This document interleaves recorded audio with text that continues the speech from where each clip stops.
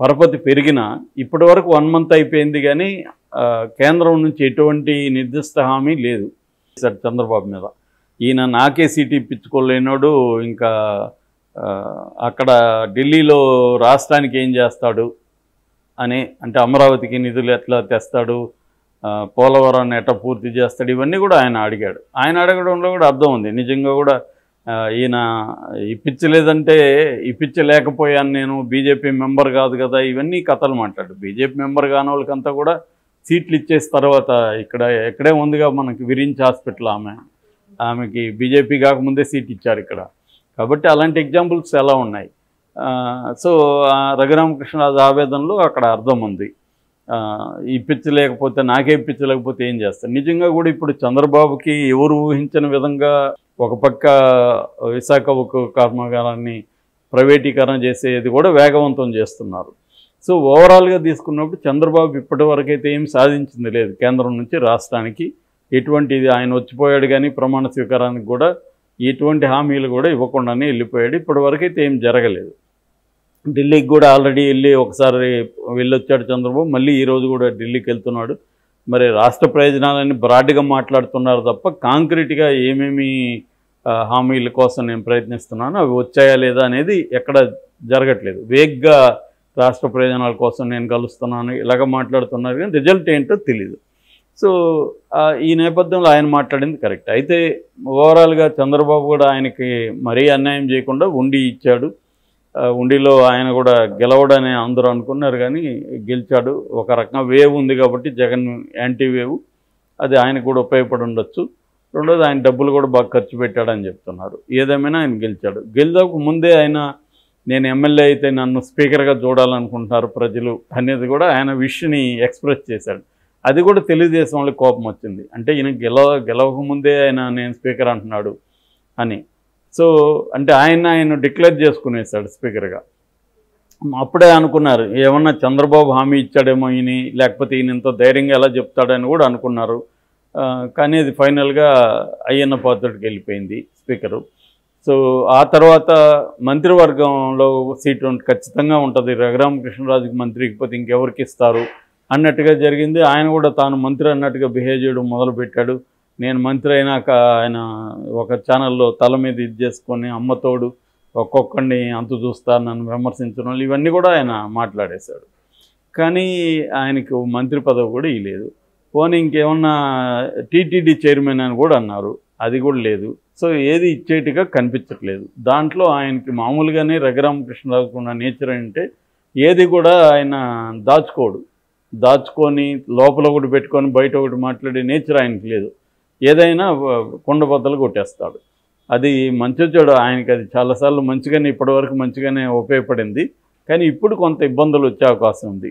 ఎందుకంటే తెలుగుదేశంలో ఆయన మీద కోపం ఉంది. కోపం రావడానికి లేటెస్ట్గా నిన్న ఒక వీడియో మీడియాతో మాట్లాడుతూ, అది కూడా తెలుగుదేశం వాళ్ళ మీడియా సంస్థతో మాట్లాడుతూ, మీకెందుకు మంత్రి పదవి రాలేదంటే చంద్రబాబుకి భయపడే కులాలు కొన్ని ఉంటాయి, చంద్రబాబుకి నచ్చని కులాలు కొన్ని ఉంటాయి. చంద్రబాబు భయపడే కులాలకు మంత్రి పదవులు ఇస్తాడు, నచ్చని కులానికి ఇవ్వడు అనేది ఓపెన్గా ఆయన మాట్లాడాడు. ఇది ఇప్పుడు వైరల్ అవుతుంది. వైసీపీ వాళ్ళు కూడా వైరల్ చేస్తున్నారు. చంద్రబాబుకి నచ్చని కులాలు ఏమంటే బ్రాహ్మణులకి ఎవరికి ఇవ్వలేదు ఆయన. అట్లాగే క్షత్రియుల్లో కూడా 5-6 మంది ఎమ్మెల్యేలు ఉన్నారు, ఎవరికి ఇవ్వలేదని చెప్పాడు. తనకి ఇవ్వలేదని కాకుండా ఇప్పుడు క్షత్రియ కమ్యూనిటీని తీసుకున్నాడు. సో ఎవరికి ఇవ్వలేదని. సో ఇది ఇప్పుడు వైరల్ అయిపోయి ఈయన చంద్రబాబు మీద కూడా మొదలుపెట్టేశాడు. ఇంకా ఈయన ఇక్కడ కూడా ఇలాగే రెబల్ రఘురామకృష్ణరాజు లాగే ఉండిపోతాడు ఆయన అని వాదనలు వినిపిస్తున్నాయి. అయితే ఆయన ఆవేదనలో ఇక్కడ కూడా వాస్తవం ఉంది. ఎందుకంటే ఆయనకి కనీసం ఏదో ఒక పదవి అయితే ఇవ్వాల్సిన అవసరం ఉంది. ఎందుకు అవసరం ఉందంటే చాలామంది తెలుగుదేశం వాళ్ళకంటే ఆయన జగన్ మీద ఎక్కువ పోరాడాడు నిరంతరం. దానివల్ల ఆయనకి నిజానికి రిస్క్ కూడా ఉంది. ఆల్రెడీ సిఈడి వాళ్ళు అరెస్ట్ చేసి కొట్టారని ఈ మధ్య కేసు కూడా పెట్టాడు మళ్ళీ ఫ్రెష్గా జగన్ మీద వీళ్ళ మీద. సో ఆయనకి డేంజర్ ఉందని కూడా చాలామంది అనుకున్నారు కూడా. ఈయన ఎందుకు 24 hours మాట్లాడుతున్నాడు, జగన్ ఊరికే వదిలిపెట్టడని. జగన్ మీద కోపం తెచ్చుకున్న వాళ్ళు కూడా ఉన్నారు వైసీపీలో. ఇట్లా చేస్తుంటే జగన్ చేతగానోళ్ళలాగా చూస్తున్నారు, ఈయన్ని ఏమన్నా చేయాలి కదా అన్నట్టుగా. కానీ జగన్ ఆ జోలికి వెళ్ళలేదు.